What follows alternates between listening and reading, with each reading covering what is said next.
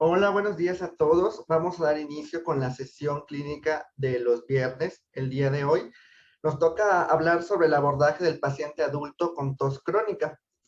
Yo soy el doctor Jesús Eduardo Cruzado, residente de alergia e inmunología clínica, y quiero agradecer a mi profesora asesora, la doctora Alejandra Macías Baiman, por sus consejos para la elaboración de esta sesión. Bueno, en primera parte vamos a empezar presentando a nuestra paciente. Sus iniciales son MMZ, tiene 60 años de edad, es casada, practica la religión católica, es licenciada en enfermería y actualmente tiene de ocupación cuidar ancianos, y ella nació y radica en Monterrey, Nuevo León. La fecha en la que recibimos a la paciente fue el 23 de abril del 2021. Su motivo de consulta fue tos alérgica persistente.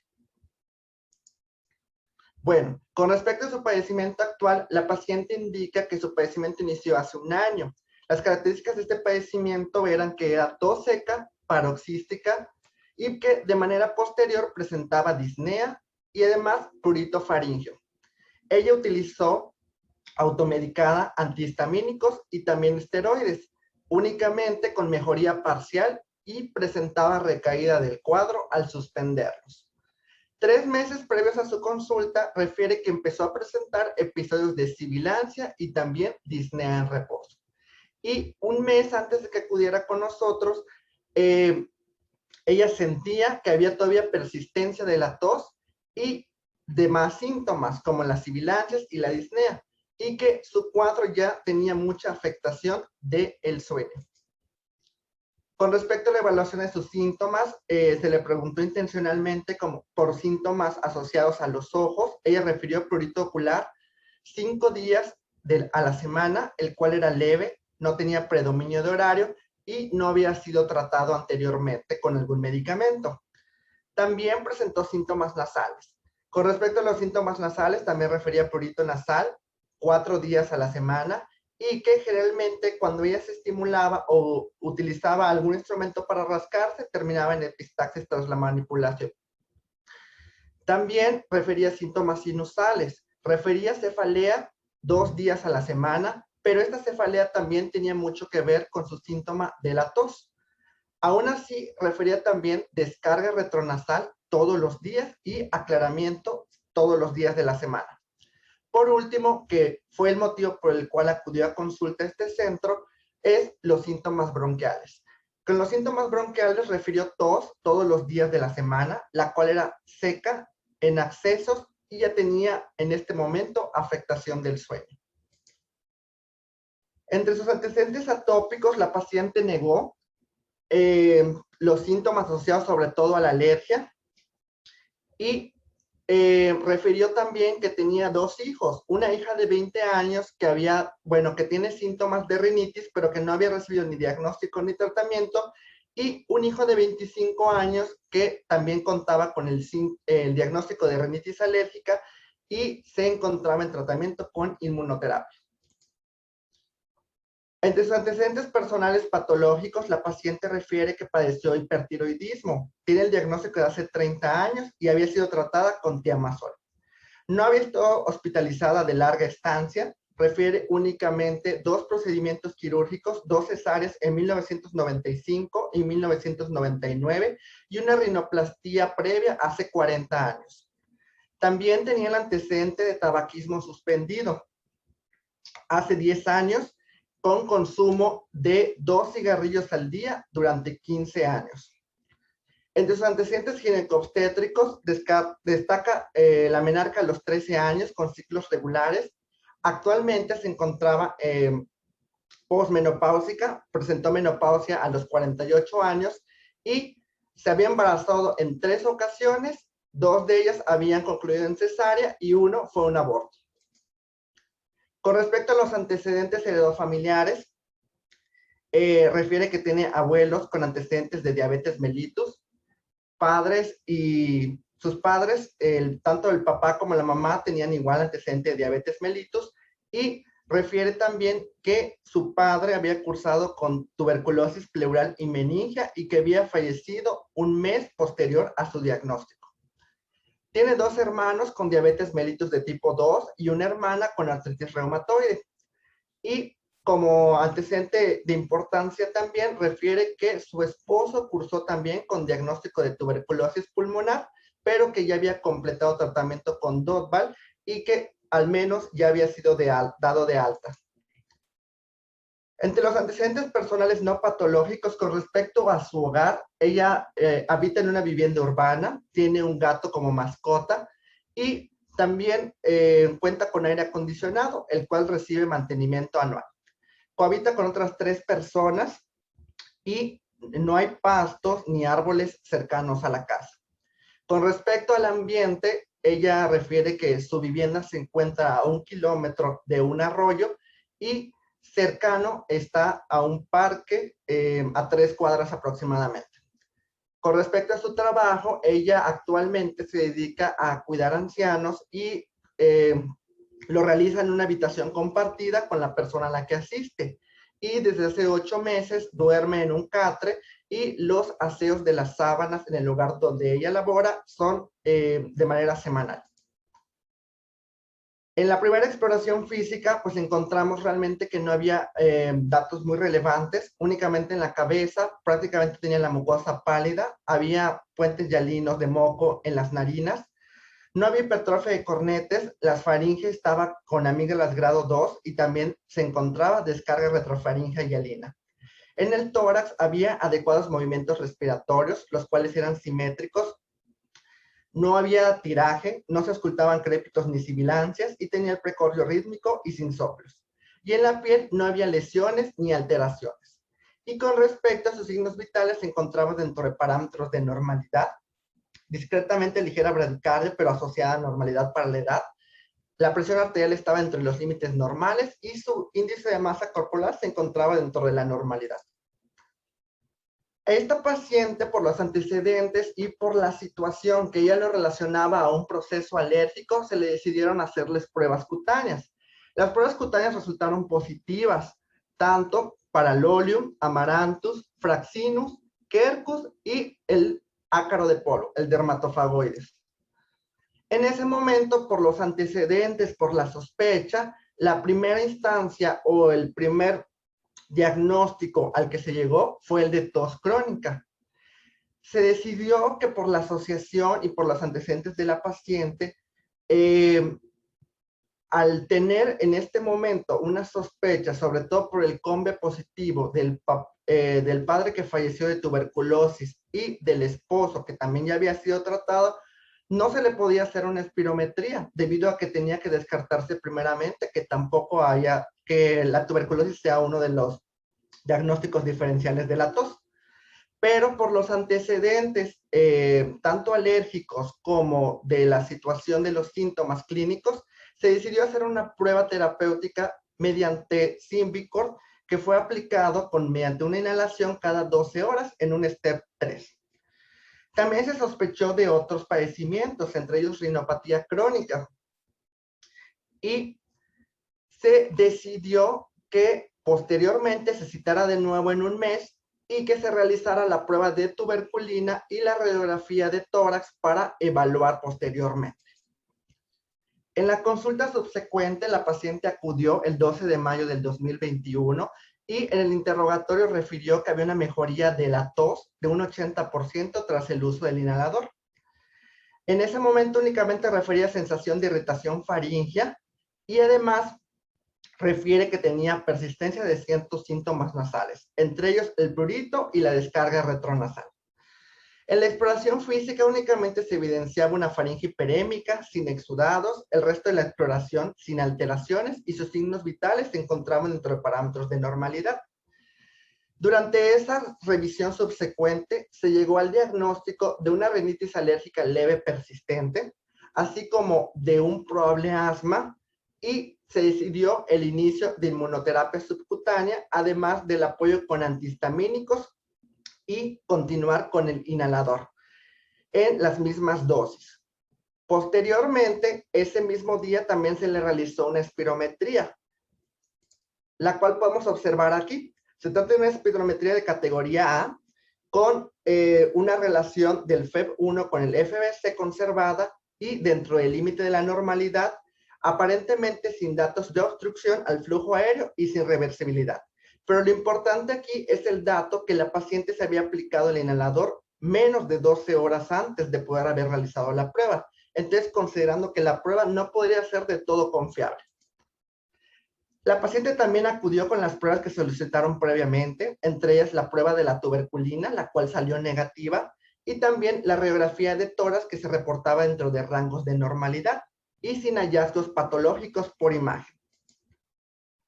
Con respecto al seguimiento y evolución, pues se llegó al diagnóstico de rinitis alérgica leve persistente, un probable asma, se continuó con la inmunoterapia, se le administró antihistamínico cetiricina 10 miligramos cada 24 horas por un mes y también se decidió continuar con el esteroide inhalado en dosis de un step 3 y se le citó en 2 meses.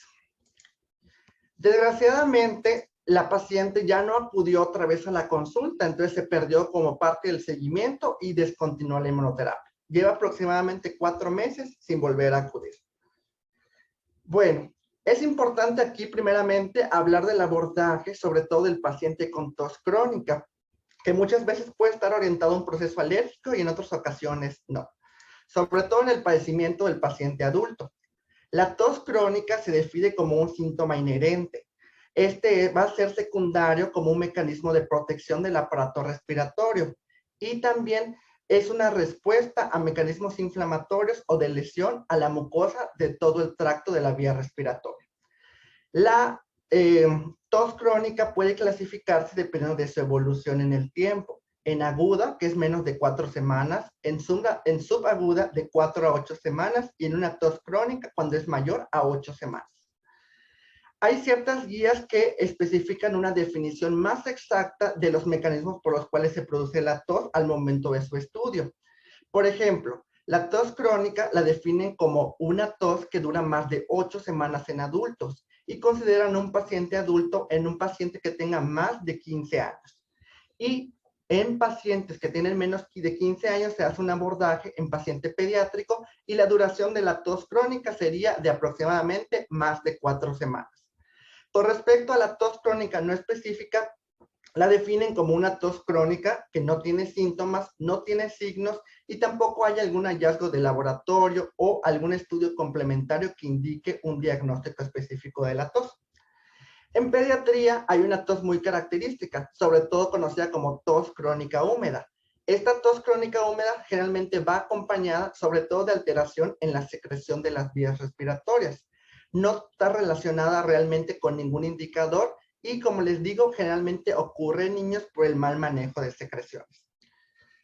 Con respecto a la tos, hay otra definición también que es la tos crónica no explicada. Esta es una tos de etiología desconocida y que generalmente después de una investigación exhaustiva con ensayos terapéuticos incluso, no se da realmente un diagnóstico específico y a pesar de haber estudiado esta tos, pues prácticamente se puede considerar hasta cierto momento idiopática.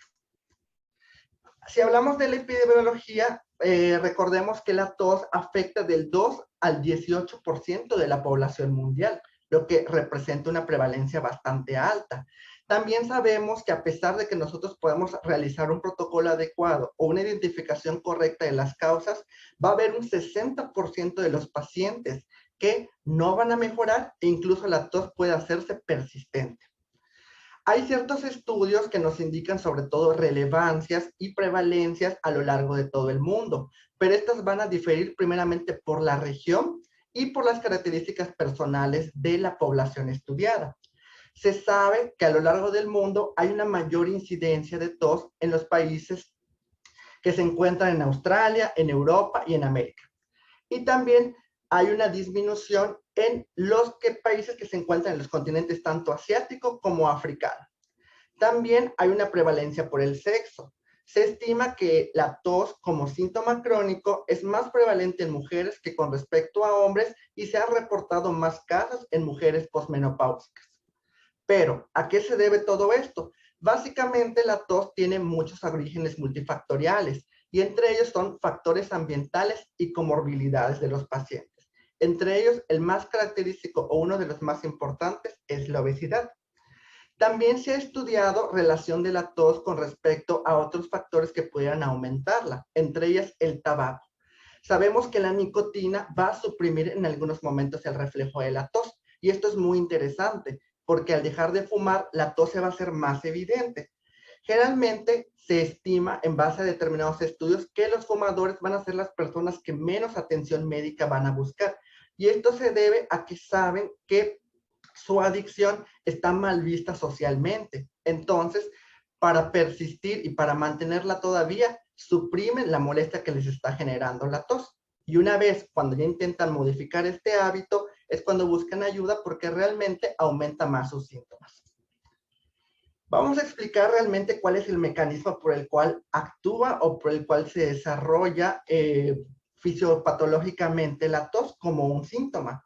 Primeramente inicia con una estimulación tanto mecánica como a través de reacciones químicas o incluso por irritación física de la estimulación de los receptores, que pueden ser dos tipos de fibras, las fibras alfa-delta y también las fibras C. Recordemos que las fibras alfa-delta son las fibras que conducen de manera muy rápida el impulso nervioso tras la estimulación y las fibras C son las que la conducen de manera más lenta.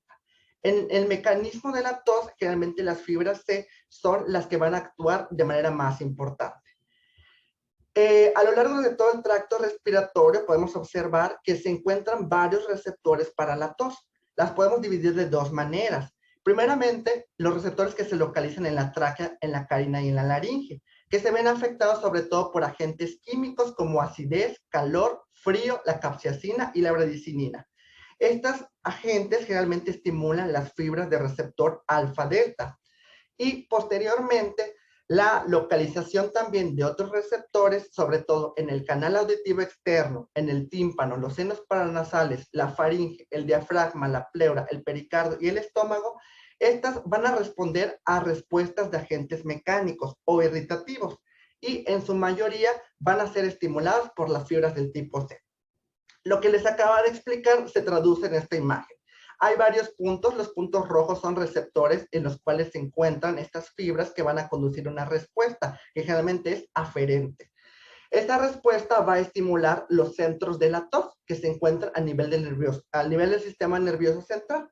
E incluso también se sospecha, pero no se sabe confirmatoriamente, que hay un aporte cortical que podría estimular este mecanismo. Posteriormente, tras recibir la respuesta, estos receptores van a mandar una respuesta a las vías corticomedulares de los sistemas eferentes y estos van a estimular los órganos efectores. Generalmente, ¿cuáles son? Los que son inervados por determinados nervios, entre ellos el nervio vago y el nervio laríngeo recurrente. Como parte del mecanismo también, ya sabemos, como les había explicado anteriormente, que las vías neuronales de la tos han sido cuidadosamente investigadas, pero también hay ciertos mecanismos neuroinflamatorios que todavía no se conocen y son complejos o que no son fáciles de dilucidar. Básicamente puede haber dos vías o dos maneras en las cuales se puede presentar este mecanismo, sobre todo a través de la estimulación de ciertos receptores en canales dependientes iónicos de calcio. Estos canales van a hacer que se estimulen mediante mecanismos mecanorreceptores, mecanismos inflamatorios o mecanismos irritativos. ¿Qué van a hacer? Van a producir dos respuestas. La inflamación del epitelio puede generar una respuesta inflamatoria con aumento de la histamina, del ATP, de la prostaglandina E2 y de la sustancia P o incluso del factor de necrosis tumoral alfa. También va a generar una respuesta en los nervios de las vías aferentes, sobre todo, como les había comentado, de las fibras alfa y también de las fibras de la fibra C. Estos estímulos tras la inflamación o lesión va a incrementar la excitabilidad neuronal periférica y va a generar un estímulo de la tos mediante los receptores neuronales. Esta información va a viajar hacia la parte central, el cual mediante un mecanismo que involucra tanto receptores centrales como receptores periféricos va a mandar un estímulo. Este estímulo va a generar una reacción que se va a traducir en el aumento de sustancias como la sustancia P y el gen de calcitonina relacionado al péptido para generar después un estímulo eferente en uno de los órganos diana, como puede ser el diafragma, la pared abdominal o incluso los músculos respiratorios. produciendo de esta manera un mecanismo de tos que al verse estimulado de manera constante produce una tos crónica. Hay ciertos factores que están asociados también a este tipo de complejos. Entre ellos, el fumar, que es el más importante. A mayor edad se ha demostrado también que aumentan los síntomas de la tos. La obesidad abdominal, el asma, el consumo bajo de vegetales, sobre todo a nivel de la suplementación con antioxidantes, la exposición al ocupacional, al polvo, personas que tienen bajos ingresos, los pacientes que tienen polifarmacia o consumo excesivo de fármacos y también pacientes que han padecido reflujo gastroesofágico. También podemos clasificar la tos en base a su etiología, sobre todo cuando se trata de determinados síntomas o características clínicas. En base a la auscultación, podemos diferenciar cuando un paciente tiene sibilancias, una alta sospecha entre asma o traqueomalacia. También cuando un paciente tiene crépitos, pensar en secreciones o una enfermedad intersticial pulmonar. Si el paciente tiene comorbilidades cardíacas, sí, inherentemente hay que pensar en una afectación como una falla cardíaca, o incluso en caso de que uno de los síntomas principales sea el dolor torácico, habría que pensar en arritmia o en asma. Si vemos que el paciente tiene deformidad de la pared torácica, hay que pensar sobre todo en una enfermedad del parénquima pulmonar o con afectación de la vía aérea pulmonar. Lo mismo en casos de síntomas de disnea o taquipnea y también en disnea de esfuerzo. Según la etiología y la manifestación clínica, si hay un deterioro progresivo, hay que empezar a pensar en una enfermedad respiratoria, sobre todo asociada a un proceso sistémico. En este caso, el prototipo más característico es la fibrosis quística. Si hay dificultad para la alimentación, tenemos que pensar en una enfermedad respiratoria asociada a un proceso digestivo o a cuadros de aspiración. En el caso de que el síntoma característico sea la hemoptisis, pues podemos nosotros sospechar de enfermedad pulmonar supurativa o de anomalías vasculares, aunque realmente es muy raro. Como síntoma característico de hipoxia o cianosis, pensar en enfermedad de parénquima de la vía pulmonar o una enfermedad cardíaca. Y si está asociado a inmunodeficiencia, son estos pacientes que van a tener enfermedades pulmonares infecciosas atípicas o que también puedan tener enfermedad pulmonar supurativa. Por último, si hay anomalías del desarrollo, pues pensar realmente en aspiraciones pulmonares. Esta imagen que les presento me gustó mucho porque les presenta cuáles son las características etiológicas de la tos acorde a los grupos de edad y acorde al paciente. Por ejemplo, en pacientes adultos, generalmente el círculo que está de mayor tamaño es que tengamos que sospechar primeramente de asma o de bronquitis eosinofílica. Posteriormente hay otros diagnósticos diferenciales y de acuerdo al tamaño del círculo es la prevalencia que se encuentra en este rango de edad. Centrándonos en los pacientes que tienen tos, pero que ya son, digámoslo, de la tercera edad, podemos nosotros considerar diagnósticos diferenciales, sobre todo vemos que con respecto al diámetro de los círculos son muy parecidos, entonces realmente representa un reto de diagnóstico. Y entre los más importantes en este tipo de pacientes habría que considerar asma, enfermedades por reflujo, enfermedades pulmonares, los antecedentes del consumo de cigarros y también el uso de medicamentos, porque muchas veces tienen comorbilidades asociadas como la hipertensión arterial. Con respecto al diagnóstico, ¿qué tenemos que hacer? El primer paso básicamente es realizar una historia clínica completa y dirigida y realizar también una exploración física minuciosa. Con respecto al abordaje específico, hay que preguntar sobre el uso de medicamentos, sobre todo los asociados a los YECAS, tabaquismo previo y enfermedades ocupacionales, así también como signos de enfermedad grave subyacente, como puede ser la disminución del peso y también la hemoptisis. Los diagnósticos principales más comunes van a ser el uso de YECAS, que son inhibidores de la enzima convertidora de angiotensina, muy utilizados en la hipertensión, el asma, los desencadenantes ambientales, la enfermedad por reflujo, la bronquitis eosinofílica no alérgica, el uso de tabaco y el síndrome de tos de la vía aérea superior. Hay otras causas menos comunes y otras causas menos raras. Esta bibliografía la tomé de un reporte de Estados Unidos en el cual pues invariablemente va a ser diferente con respecto a nuestro tipo de población en México. Y tenemos que tener en cuenta que a pesar de que en Estados Unidos la tuberculosis es muy rara, en nuestro país también es muy frecuente. Y también utilizan como menos común la exposición sobre todo al EPOC, que también puede ser un diagnóstico diferencial muy común en nuestro país. Entre las herramientas de evaluación de diagnóstico de la tos, las podemos clasificar en subjetiva, de sensibilidad objetiva y de frecuencia. Estas subjetivas es básicamente un análisis de los pacientes y se basa en cuestionarios, como el cuestionario de tos de Leicester, o la capacidad que tenga el paciente de referir cómo está actualmente su síntoma, mediante una escala de valoración análoga. Las herramientas de sensibilidad objetiva miden retos. Estas generalmente se desarrollan a través de ciertas sustancias que se colocan en diferentes concentraciones y que muchas de ellas incluso podrían nebulizarse para generar un estímulo de la tos. El resultado se basa en cuántos episodios de tos o accesos tuvo un paciente durante un tiempo determinado y con la cantidad de la sustancia administrada.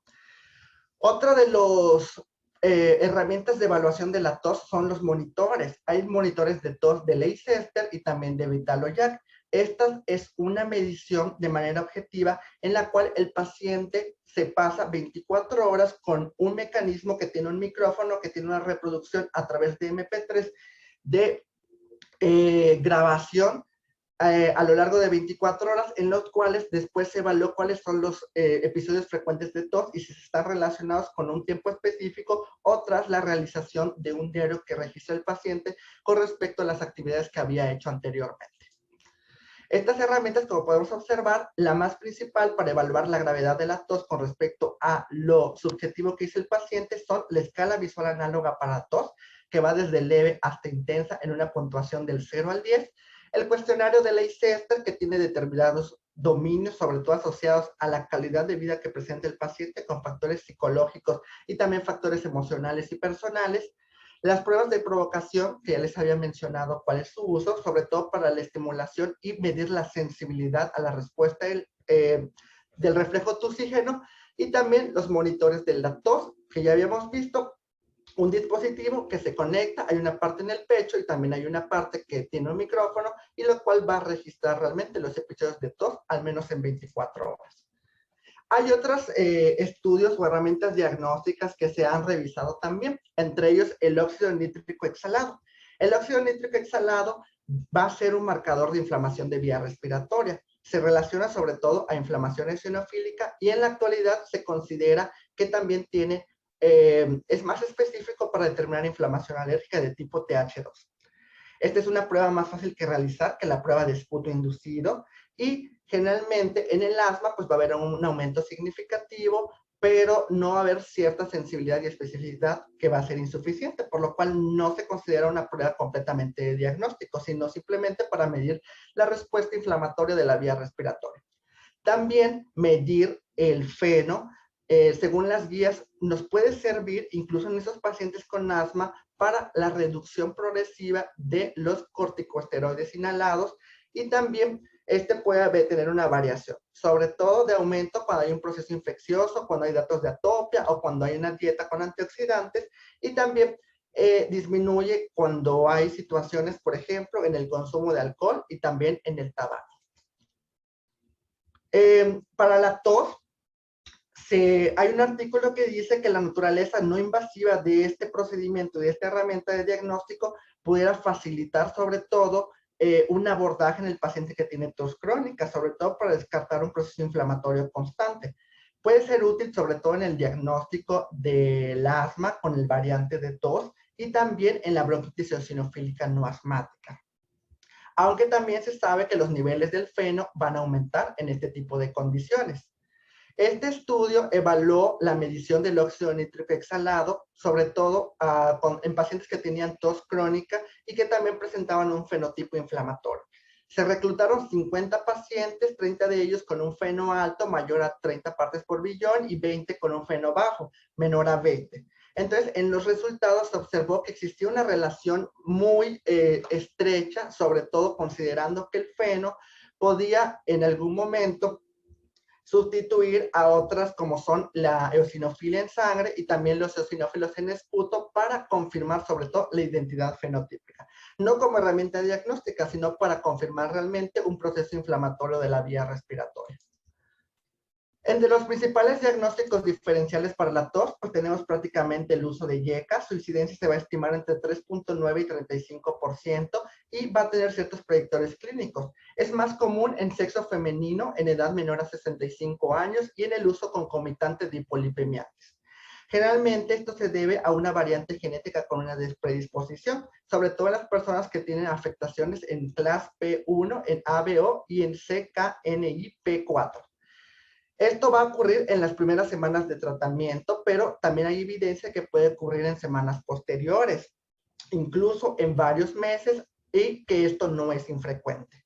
¿Cuál es el mecanismo? Pues ya sabemos que los inhibidores de la enzima convertidora de angiotensina producen o se estimulan a través de la enzima convertidora de angiotensina, la cual esta se ve afectada porque no hay producción de la disminución en los procesos inflamatorios, entonces activan ciertas citocinas, entre ellas la bradicinina, que va a hacer que se aumente sobre todo las citocinas inflamatorias y que van a estimular ciertos receptores asociados a la tos y la va a producir. Otros mecanismos de medicamentos que también van a producir la tos van a ser los bisfosfonatos y los antagonistas de los receptores de calcio. Estos a través de la estimulación mediante agentes de muy alto peso molecular que van a generar aumento en la producción de ácido clorhídrico y que también pudiera ser un estímulo físico. Otro de los medicamentos que pudieran ser utilizados también en oftalmología es el latanoprost, el cual al tener una estimulación mediante prostaglandinas y el colocarse podría incluso pasar cierta sensibilidad a receptores cercanos a la nariz o a receptores cercanos a la faringe. Y también se sabe que ciertos opioides y que incluso las estatinas pueden producir como efectos secundarios tos, pero pues el mecanismo no está completamente dilucidado. Vamos a hablar de los diagnósticos diferenciales. El primero de ellos es el asma. Cuando hay una sospecha considerable en pacientes que tienen tos crónica, se estima que son de un 14 al 41.3% de los casos y que aproximadamente hay un cuarto de estos adultos que a pesar de que no hayan fumado o no hayan tenido un estímulo previo, pueden presentar o pueden tener alta sospecha de considerar asma. Con respecto a su presentación, pues el asma con respecto a la tos se refiere a una tos aislada, sobre todo asociada a disnea y a dolor torácico, y el diagnóstico, pues se tiene que tener alta sospecha clínica por los síntomas, pero se puede confirmar con una espirometría o con una prueba de provocación con metacolina, siempre y cuando la espirometría y la exploración física hayan salido normales, pero tengamos alta sospecha. Otros procesos evaluadores pueden ser pruebas cutáneas, sobre todo para descartar el componente alérgico, y también el diagnóstico puede establecerse con prueba terapéutica, siempre y cuando los síntomas del paciente mejoren. Es de notar también que en ausencia del desafío con metacolina se puede administrar un tratamiento empírico con corticosteroides inhalados para que generemos una respuesta a este tratamiento y que también nos va a permitir en algún momento hacer un diagnóstico diferencial con la bronquitis eosinofílica no asmática. Si hablamos de la bronquitis eosinofílica no asmática, esta se va a caracterizar por una inflamación eosinofílica, con eosinofilia generalmente mayor al 3% en el esputo inducido. Hay una prevalencia de casos de aproximadamente del 10 al 30% que tienen tos crónica y su respuesta va a ser favorable a los esteroides, aunque pues no va a haber una obstrucción variable del flujo de aire o va a haber una hiperrespuesta de las vías respiratorias. ¿En qué nos puede ayudar? Pues la medición del FeNO puede no ser útil para predecir la bronquitis eosinofílica, tanto en pacientes que no sean asmáticos como en pacientes que tengan tos crónica. Y hay ciertas recomendaciones claras para su tratamiento. Por ejemplo, que los corticosteroides inhalados han mostrado mejoría en periodos de 4 a 8 semanas y que el tratamiento a largo plazo muchas veces puede considerarse. De ahí la importancia de que sea un diagnóstico diferencial.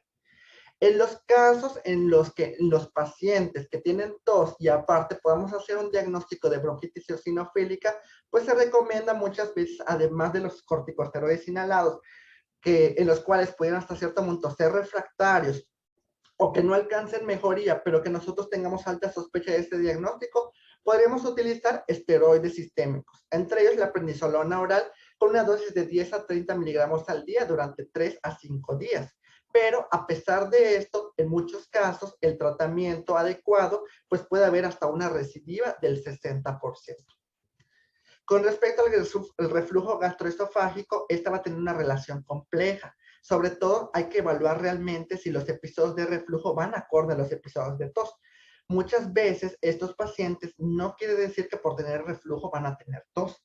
Y se pueden usar ciertos índices somáticos, sobre todo los que tienen probabilidad de asociación a los síntomas.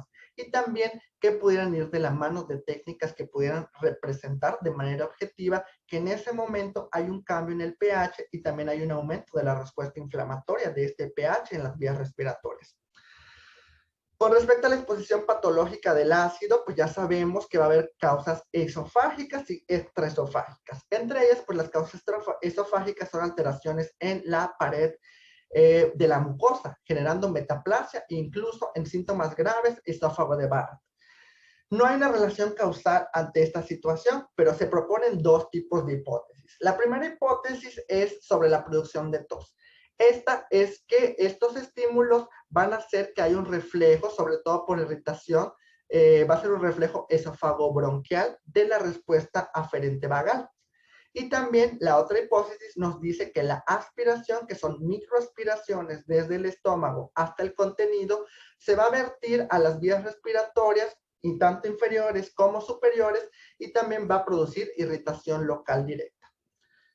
Otra de las situaciones, pues en los pacientes con tos crónica, muchas veces no se van a presentar síntomas tan característicos o tan floridos de la enfermedad por reflujo. Sobre todo al intentar investigar, generalmente se preguntan sobre datos de pirosis y regurgitación.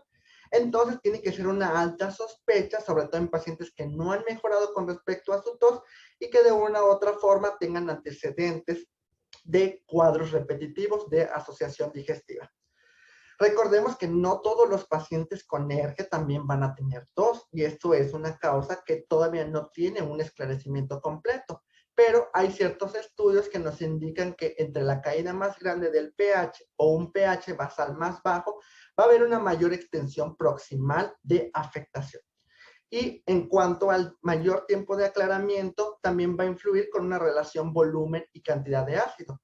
O sea, a mayor cantidad de ácido, quiere decir que a mayor cantidad de volumen, perdón, es mayor la cantidad de ácido y eso también pudiera en algún momento tener mayor afectación. Otro de los diagnósticos diferenciales que hay que considerar es el síndrome de tos de la vía aérea superior. Este se realiza mediante estimulación directa o indirecta de los receptores que pueden ser en el área postnasal o en el área faríngea, sobre todo asociados a cuadros de rinitis y de sinusitis.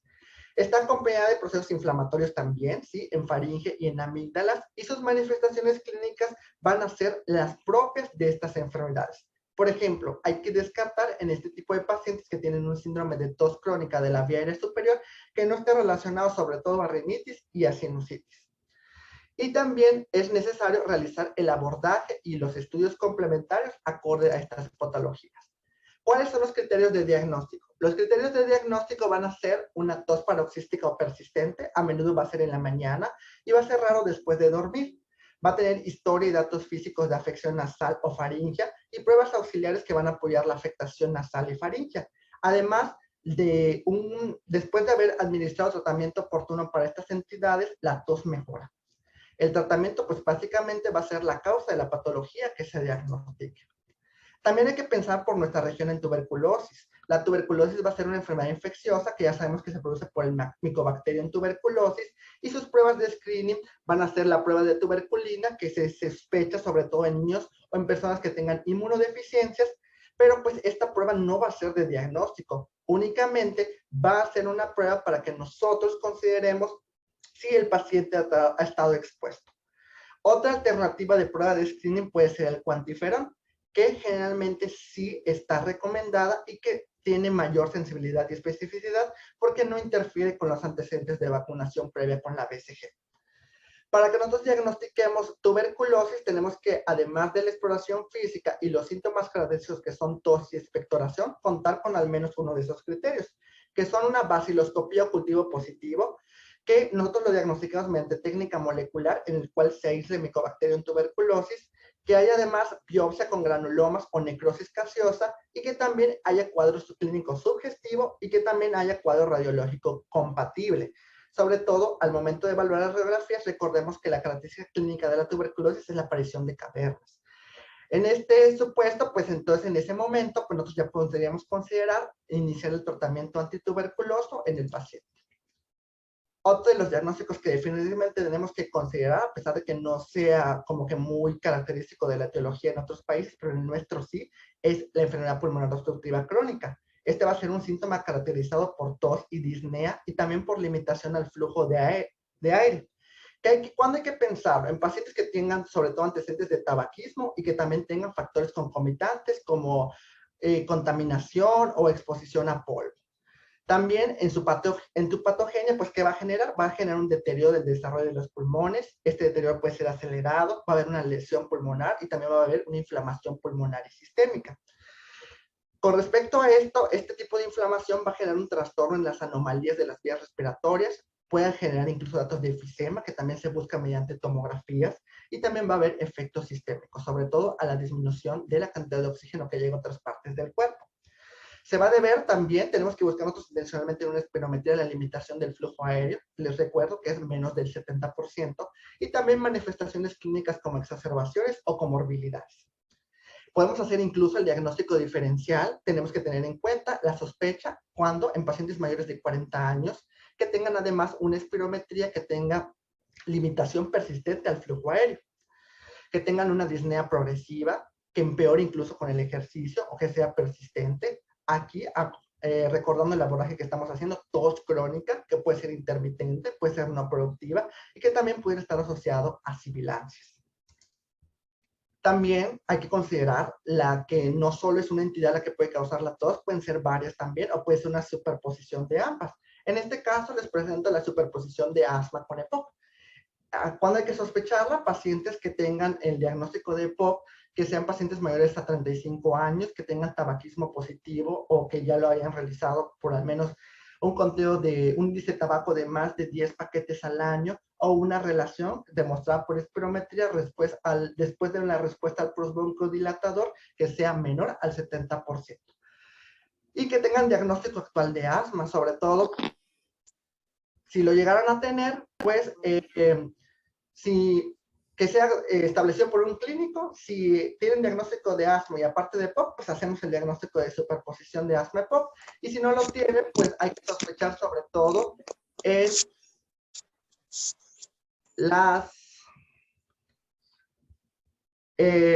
en hacer pruebas complementarias, sobre todo en la medición de los eosinófilos en sangre, que deben ser a mayores a 300 células, y también en las pruebas broncodilatador, que al menos sea una diferencia de un 15% o de un flujo de 400 mililitros. Con respecto a estos desencadenantes, pues van a obedecer ciertos mecanismos fisiopatológicos comunes, recordemos, reversibilidad o incluso inflamación de la vía aérea, y también hay estudios que han reconocido que en el asma infantil es un factor de riesgo para el desarrollo posterior de EPOC, sobre todo por la estimulación de los agentes tóxicos que habían tenido durante la infancia. Hay cerca de 100 genes que codifican señales para TH2, que también están relacionadas con el asma y con el POC, y también son compartidas. Y también hay una vinculación con TH2, sobre todo con una mayor reversibilidad con la prueba broncodilatadora.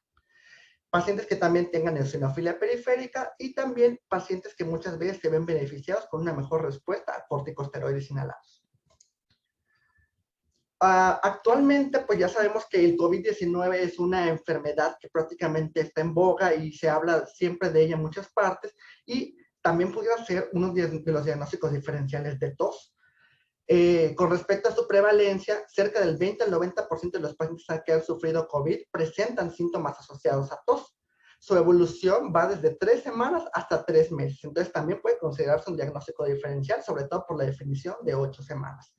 No hay un consenso todavía en la terminología, se utilizan diferentes términos, entre ellos un COVID agudo prolongado, un COVID crónico o un síndrome post-COVID. Pero aquí hay que tener en cuenta muchas situaciones, que no solo es la tos, sino que pueden ser varios síntomas, los que también pudieran estar asociados, como astenia, fatiga, dificultad respiratoria, opresión torácica, dolores musculares, dificultad para concentrarse o alteraciones del sueño. Estas van a ser las quejas, son las quejas que más han documentado los pacientes que han sido diagnosticados con COVID y que han recibido algún tratamiento. Las manifestaciones respiratorias, que es lo que a nosotros nos concierne, pues en estas últimas series de julio del 2020 se han establecido que pueden ir desde disnea hasta en un 15%, hasta tos como en un 20% y dolor torácico en un 5, en un 15%.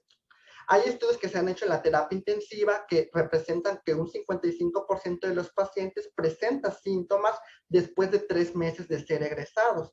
Entre ellos, los más importantes, la disminución de la función pulmonar, una disminución en el patrón ventilatorio, el cual se vuelve restrictivo. También hay una limitación en el intercambio gaseoso, sobre todo a través de la difusión. Y los pacientes con esta enfermedad son pacientes que presentaron enfermedad aguda, pero que al mismo tiempo pudiera ser considerada moderada. En pacientes con síntomas leves de COVID, realmente son muy pocos los que se han reportado como cuadros que tienen manifestaciones respiratorias posteriores.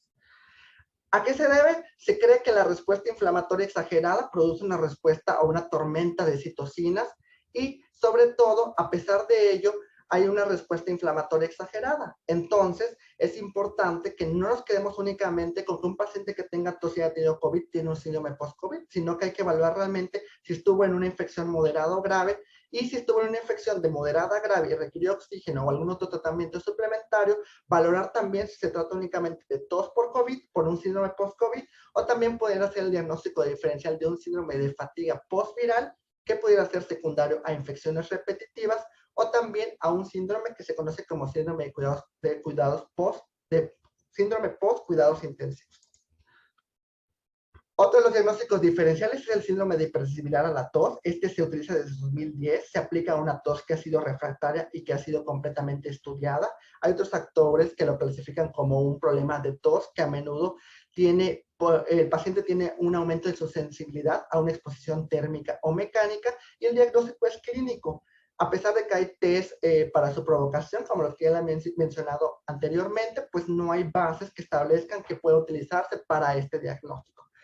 Sus desencadenantes principales, ¿cuáles van a ser? Van a ser la exposición al humo de tabaco, el medio ambiente, los alimentos picantes, los perfumes, vapores o cambios en la temperatura y el ambiente.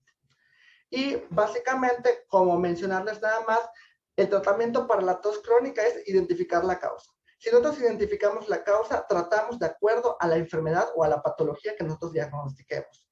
Hay otros tratamientos que han sido establecidos, pero que realmente no tienen ningún sustento y que al contrario pueden tener más efectos adversos. Les presento una tabla. Con respecto a ello, el benzenotato pues se ha considerado como un anestésico local que va a disminuir la sensibilidad de los receptores tanto del pulmón como de la vía aérea y también puede disminuir el reflejo de la tos. Pero son más los efectos adversos, entre ellos somnolencia, mareos, disfagia y aspiración pulmonar. También puede provocar incluso efectos, sobre todo a nivel anestésico, en el sistema nervioso central. Hay otros que han sido probados como la gabapentina y la pregabalina.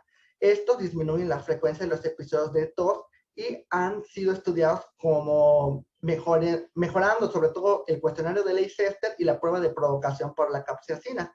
Aún así no están completamente dilucidados y no se recomienda su uso de manera rutinaria, sobre todo por sus efectos adversos de somnolencia y mareos. Y por último, los opioides. Los opioides han sido altamente utilizados, o sea, lo sabemos, que incluso la codeína, pero pues no se han demostrado eficacia en situaciones de enfermedad asociada a la tos. Únicamente, pues los que la han recibido de mayor cantidad son los pacientes que tienen alguna enfermedad terminal, sobre todo asociada al cáncer de pulmón y a la fibrosis quística. En Estados Unidos no se recomienda su manera de uso rutinario y se considera que al menos 1 de cada 10 pacientes ha abusado de estos medicamentos e incluso hay una señal de alerta, sobre todo relacionada al consumo de sustancias ilícitas. Bueno, concluyendo esta revisión, me gustaría hablar y abordar de nuevamente el caso, porque es importante no solo casarnos con un solo diagnóstico, sino tener en cuenta que existen muchos diagnósticos diferenciales y también tenemos que descartarlos. Entonces, con respecto a los estudios complementarios, tenemos que fue una mujer de 60 años que fue enfermera, que además tenía hecho una rinoplastia, es posmenopáusica, tenía COMBE positivo y estaba positivo al tabaquismo. Evaluamos sus síntomas. La paciente refería prurito nasal, incluso epistaxis, refería cefalea, descarga retronasal y aclaramiento, y el más característico por el que acudía a consulta fue tos seca. Entonces, en base a ello, primeramente, ¿qué tenemos que hacer? Hacernos una sospecha diagnóstica. Claramente, por el COMBE positivo, tenemos que descartar tuberculosis pulmonar. También tiene antecedentes, sobre todo asociados a disnea, asociados a tos, asociados a sibilancias. Entonces, asma y EPOC también es uno de los componentes que habría que descartar. Recordemos que nuestra paciente tiene tabaquismo positivo, estuvo fumando alrededor de 15 años y se fumaba 3 cigarrillos a lo largo del día. Entonces, también la importancia de descartar este diagnóstico de EPOC. O incluso considerar incluso también la superposición de ambos diagnósticos. La paciente refiere también rinitis crónica. Tenía prurito nasal, tenía epistaxis, tenía síntomas nasales sugestivos que también afectaban su calidad de vida. Tenía igual síntomas de rinosinusitis, tenía descarga retronasal, aclaramiento, cefalea. E incluso si nosotros hacíamos el diagnóstico tanto de la rinitis como de la sinusitis, podemos considerar un diagnóstico de un síndrome de tos de la vía aérea superior, pues porque prácticamente estas enfermedades estimularían los receptores de la tos. ¿Qué pruebas complementarias se le hicieron? Se le hizo una radiografía de tórax que puede indicarnos normalidad. Se le hizo la prueba de tuberculina, que no es diagnóstica, pero que nos puede hablar sobre todo de un antecedente, sobre todo de exposición. La espirometría, que realmente no fue valorable. Tendremos que realizarle otra espirometría en la cual estuvieran los criterios para que pudiera ser considerada tanto para el diagnóstico como para los diferenciales. Las pruebas cutáneas también, si estaba asociada sobre todo a periodos intermitentes o incluso la paciente percibía que eran determinados tiempos o en determinadas asociaciones con determinadas cosas, pues también era válido hacer las pruebas cutáneas. ¿Qué podríamos recomendar? Hacer una prueba o evaluaciones de los cuestionarios para valorar su gravedad, para valorar sobre todo cuáles son las características que influyen en su calidad de vida, mejorar la higiene del sueño también, porque eso pudiera tener repercusión, hacer los estudios complementarios para rinitis, para rinosinusitis, y también de una u otra forma descartar mediante estas pruebas o mediante un reinterrogatorio los diagnósticos diferenciales. ¿Qué es lo que seguiría? Replantear diagnósticos. Al momento de replantearlo, pues podemos todavía tener la sospecha de asma, pues puesto que la espirometría no es valorable, a pesar de que es clínico, pues podemos confirmarlo con ello, pero pues él inició una prueba de reto terapéutico y después mostró una mejoría del 80%. Ya habíamos visto que la bibliografía también nos decía que se puede hacer este tipo de pruebas y se puede hacer un diagnóstico subsecuente. Con respecto al EPOC, sí, definitivamente, a pesar de que no tenía una prueba postbroncodilatador que mencionaba una obstrucción al flujo aéreo persistente porque estaba en 84 y recordemos que es menor a 70, pues sí tenía un índice tabáquico alto. Incluso había fumado durante 15 años de su vida, entonces no es un diagnóstico que podamos descartar tan abruptamente. Podemos incluso en base a ello hacer otras pruebas, como la prueba del feno para medirnos inflamación y para ver si realmente es únicamente la enfermedad del asma la que puede estar más predisponente. También con respecto a la rinitis alérgica, prácticamente el diagnóstico es clínico, el diagnóstico se estableció de manera correcta, pero podríamos incluso vernos beneficiados de hacer otros estudios de imagen porque también ya tenía datos de rinosinusitis, que recordemos que la paciente no se trató durante mucho tiempo, presentaba unos síntomas asociados a la alergia y a la inflamación de la mucosa nasal y que también pudiera ser un diagnóstico que también pudiera considerarse. En base a ello y estableciendo ya las pruebas confirmatorias que desgraciadamente no se pudieron hacer por la falta de la paciente a las citas consecuentes, pues podríamos ofrecer tratamiento. Se ofreció inmunoterapia, lo cual está correctamente indicado si tenía una asociación alérgica. La limpieza nasal, que es uno de los pilares importantes en la rinitis crónica, mejorando la rinitis puede incluso mejorar la sensibilidad de los receptores de la tos.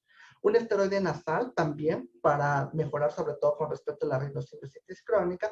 El uso de antihistamínicos eventuales que también mejoraría prácticamente los síntomas y sobre todo el pilar o la base de la enfermedad inflamatoria pulmonar, que en este caso se sospechó realmente de asma, que es los corticosteroides inhalados en base a el paso acorde a sus características clínicas. Bueno, cambiando un poco las formas en las que hemos presentado las conclusiones personales, yo decidí presentarles un algoritmo de lo que me dejó esta sesión y de las características principales, sobre todo que hay que abordar, ¿sí? Entonces, en este algoritmo, pues recuerden que para todo paciente que tenga tos crónica tiene que ser mayor a 8 semanas. Primeramente, ¿qué hay que hacer? Evaluar factores asociados. Reinterrogar y preguntar hasta que nos cansemos, porque eso nos va a dar muchos factores para dirigir nuestro interrogatorio, nuestro abordaje en base a esas características. Si tiene ciertos factores, por ejemplo, el uso de medicamentos, exposición, concomitantes, comorbilidades, hay que retirarlos o tratarlos. Si no los tiene, hay que continuar el abordaje. ¿Tiene manifestaciones clínicas las cuales sugieren una enfermedad específica? Sí, pues prácticamente es muy sencillo. Únicamente hay que realizar el protocolo específico para la enfermedad en la que tengo más alta sospecha, que incluso no puede ser solo una, pueden ser varias. Si no tiene estas características clínicas muy evidentes, hay que solicitar estudios complementarios. Con respecto a los estudios complementarios, el primero que mencionan varias guías, tanto las guías chinas como las guías europeas y americanas, y lo primero que hacer y lo que tiene más fácil acceso a la mayoría de los centros hospitalarios es una radiografía de tórax. ¿Qué podemos ver en el resultado? Anormalidades específicas que nos pueden orientar a un diagnóstico y continuar el algoritmo. Pero en el caso de que sea normal o con hallazgos mínimos, tendremos que hacer otros estudios. ¿Cuáles pueden ser? Otros estudios de imagen, estudios de funcionamiento pulmonar o pruebas de provocación. Al valorar estos estudios, podemos tener datos específicos que nos van a orientar a un diagnóstico específico al cual tenemos que abordar ya en base a esa línea, o en base a esos estudios puede ser que todos salgan normales y que no se haya abordado completamente. En este caso, ¿qué tenemos que hacer? Reinterrogar, volver a preguntar, ser más juiciosos, pensar en una tos refractaria, como ya les había comentado, o buscar causas psicógenas. Posteriormente a ello, si no logramos alcanzar un diagnóstico oportuno, considerarlo ya como una tos idiopática y buscar otras alternativas de tratamiento. No te los puse porque realmente no era como que la intención de la sesión, pero ya hay alternativas en las cuales se bloquean los receptores principales que se estimulan en los canales iónicos que son dependientes de los estímulos químicos y físicos de la tos. Sobre todo el más estudiado es el R1PB3, que sigue en estudio, pero actualmente pues lo que indica es que este receptor se va a ver bloqueado, entonces a pesar de que haya el estímulo o que el paciente tenga intención de toser, ya no va a mandar el estímulo central y se va a ver abolido el reflejo de la tos. Bueno, por mi parte es todo, les agradezco mucho su atención y bueno, muchas gracias.